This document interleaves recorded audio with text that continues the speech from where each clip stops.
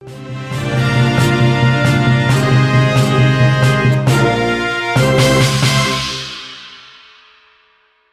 Komnas Hak Asasi Manusia Ahmad Taufan Damanik mengungkapkan Irjen Verdi Sambo memberikan cukup banyak informasi penting seputar tewasnya Brigadir J saat diperiksa pihaknya.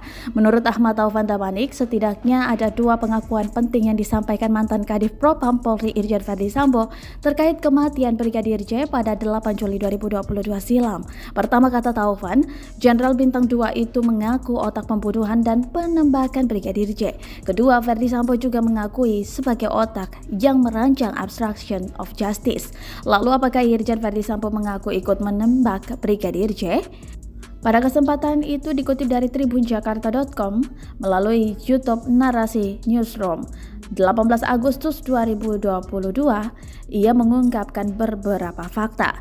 Taufan Damanik menjelaskan cara Irjen Verdi Sambo merancang obstruction of justice atau menghalangi proses hukum. Misalnya, kata Taufan, Verdi Sambo mengubah tempat kejadian perkara atau TKP, menghilangkan sejumlah barang bukti antara lain dekoder CCTV, alat-alat komunikasi dan lain-lain, termasuk cara mengkondisikan supaya orang-orang yang menjadi saksi kunci itu memberikan keterangan sebagaimana skenario yang dibuat, yaitu skenario seolah-olah ada tindakan pelecehan seksual di rumah Duren 3 yang dilakukan oleh saudara Joshua terhadap istrinya, kata Taufan.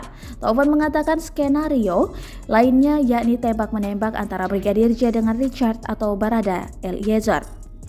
Irjen Verdi Sambo, kata Taufan, diakuinya sebagai rancangan ex-Kadif Propam Polri. Setelah itu semua dia siapkan alat pendukungnya, ujar Taufan.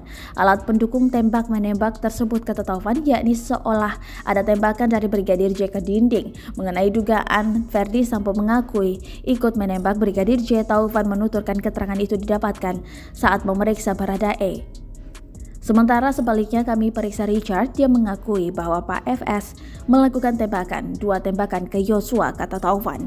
Verdi Sambo, kata Taufan, lalu memanggil Kuat Ma'ruf, Brigadir RR dan Baradae untuk diberikan arahan. Saat peristiwa penembakan itu terjadi, Taufan mengatakan Putri Chandrawati pergi ke rumah dinas di kompleks Polri Duren 3 Jakarta Selatan. Lalu Verdi Sambo menyusul beberapa menit yang itu mengesankan seolah-olah mau pergi ke tempat lain.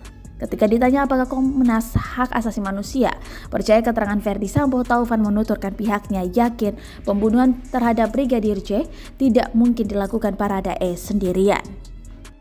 Terima kasih sudah nonton. Jangan lupa like, subscribe, dan share ya.